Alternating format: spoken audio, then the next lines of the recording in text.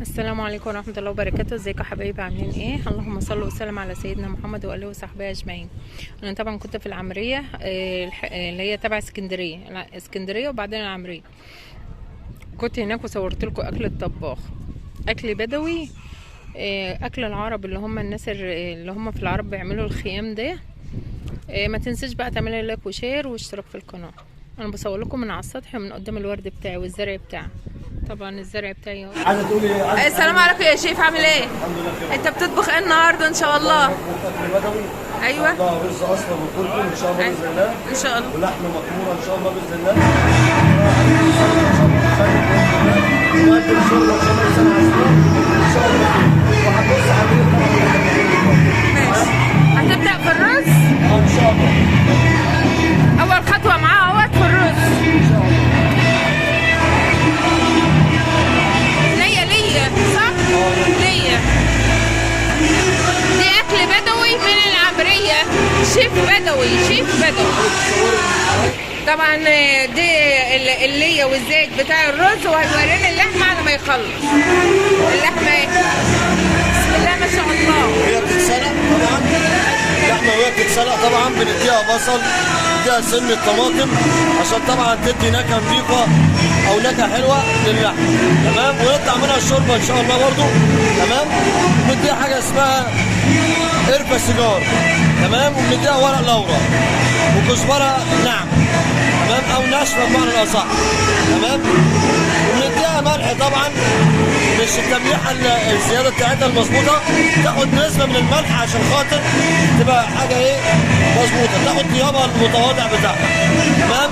هنسيب اللحمه ان شاء الله وهنرجع للرز تاني.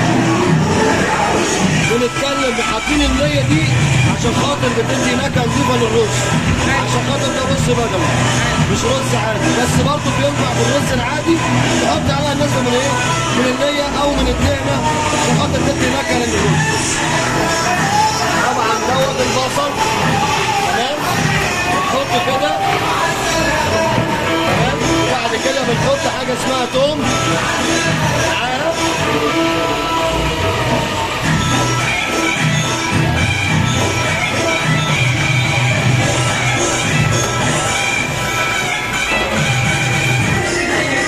احنا هنا بنسقط الرز.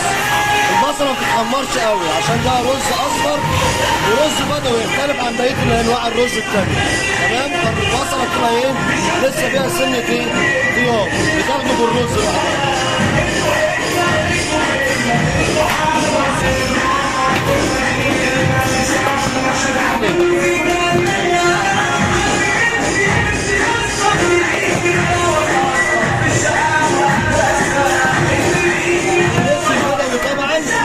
ونحط حاجه اسمها قرنفل طبعا زي ما انتم شايفين.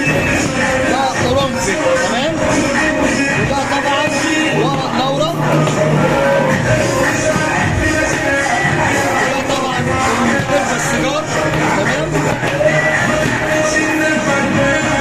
نحط اتنين كده.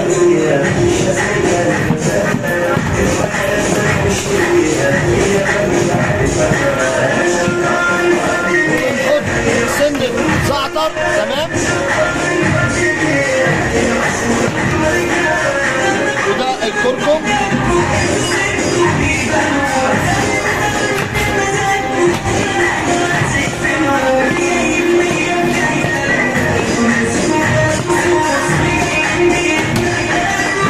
بنحط 4 معالق كركم على حلة الرز 25 كيلو.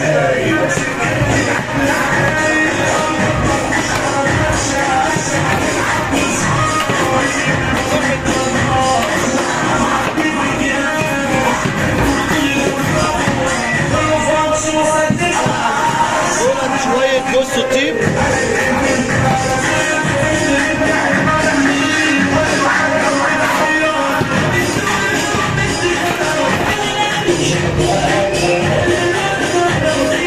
إلا لما بنشوف درجة الحرارة بحط الشوربة. طبعا إذا كان مية إذا كان شوربة ما بحطش المية أو الشوربة إلا لما أعرف درجة الحرارة بتاعت الرز سخنة ولا مش سخنة. فطبعا لازم لما أحط الشوربة يكون فيه درجه الحراره بتاعت الرز تكون درجه عاليه.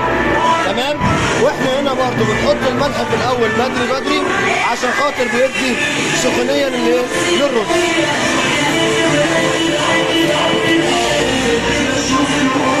هياخد شوربه اهي بتاع الرز.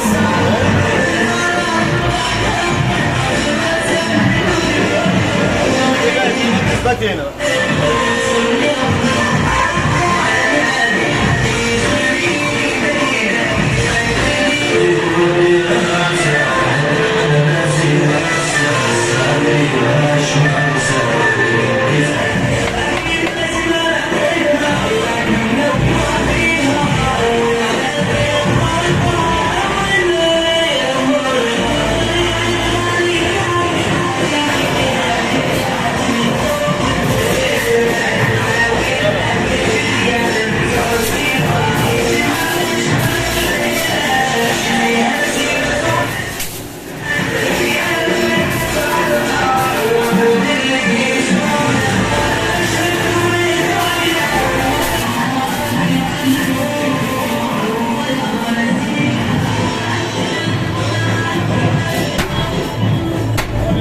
طبعا دلوقتي هفتح على الرز عشان خاطر يتبخر وياخد راحته في الطياب. تمام.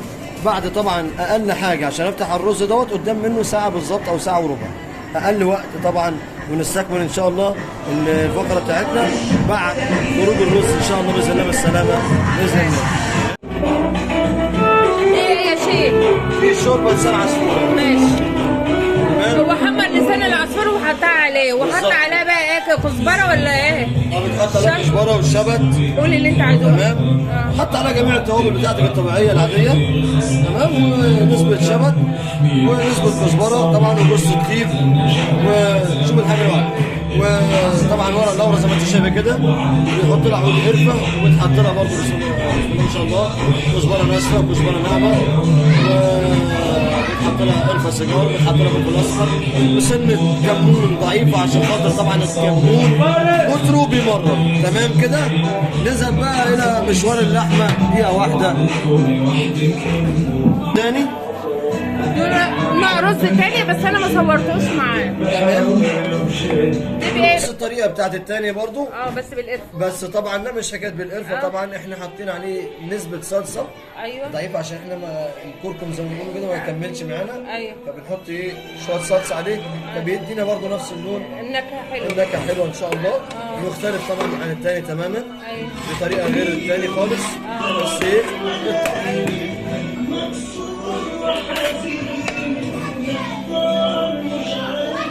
وطبعا ما شاء الله تسلم ايدك يا شيخ. وطبعا ديت بشويه سمنه طبعا زي ما حضراتكم شايفين. شويه شوربه.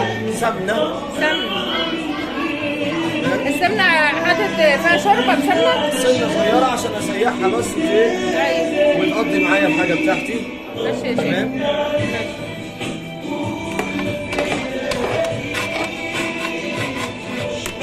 طبعا هقول لحضرتك يا ست الكل دوقي.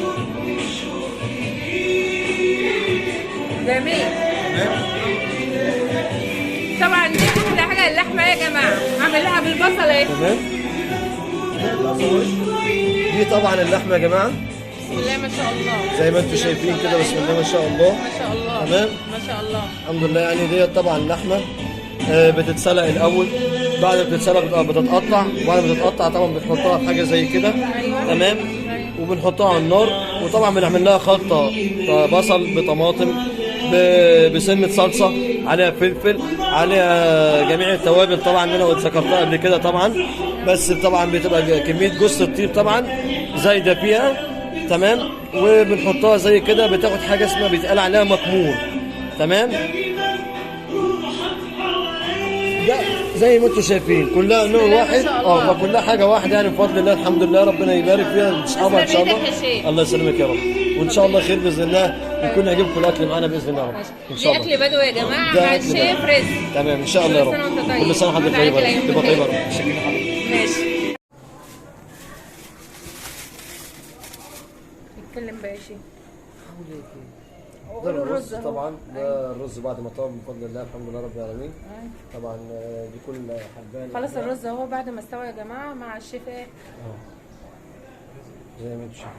الشيف اسمه رزق ان شاء الله. رزق ان شاء الله. ان شاء الله. تمام. دي اكل بدوي يا جماعه. ده اكل بدوي. ايوه ماشي يا شيخ. ماشي ماشي. هتغرف امتى عشان اي طبق عشان نص ساعه كده.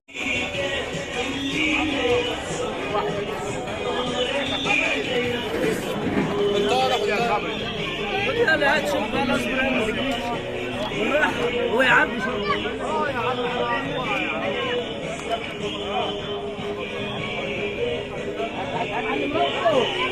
عم جمال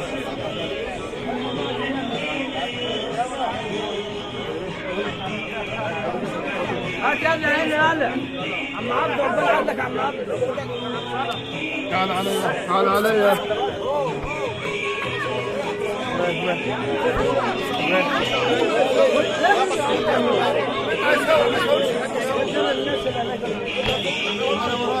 ماشي.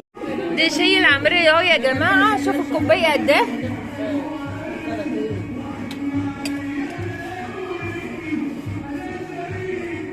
يخرب شاي ايه كحل تقيل قوي. احلى صينية شاي اهي من العمرية يا جماعة اهي. السرير النور يا اسماء. احلى كوبايه شاي من العمريه. دي كوبايات العمريه اهو في الفرح. ما تنسيش بقى تعملي لايك وشير واشتراك في القناه يا عسل. هات لي ب5 فول و5 فول. بصور بابا. طب هو ايه ده يا ابني؟ يعني ادور لك على شغله تيجي تقول لي انا في العمريه يا جماعه وبابا يشتري فول من بتاع الفول اهو.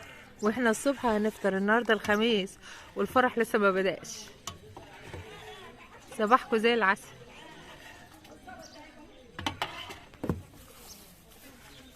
احلى شويه فول من ابو ايه؟ ابو مصطفى. ابو مصطفى. ايوه ابو مصطفى اللي ما جابوش. لا بلاش ما تجيبوش وشك. خلاص ما جيش خلاص مش جايب ابو مصطفى. ماشي شكرا يا ابو مصطفى. استنى من 5 دول غير 5 دول ولا هم لا دول عمة العريس برضو وعم العريس اسامه والباشا اسامه عم عريس الليله يعني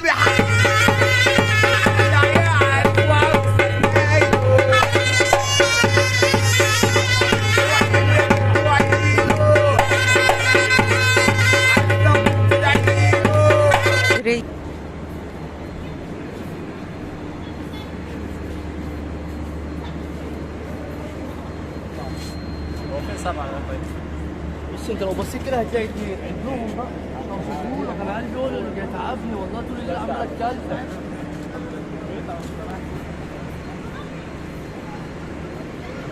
كم طبعا معيش رقم. دي ريح الصعيد. متنسيش بقى تعملي لك وشير واشتراك في القناه. مع السلامه. ماشي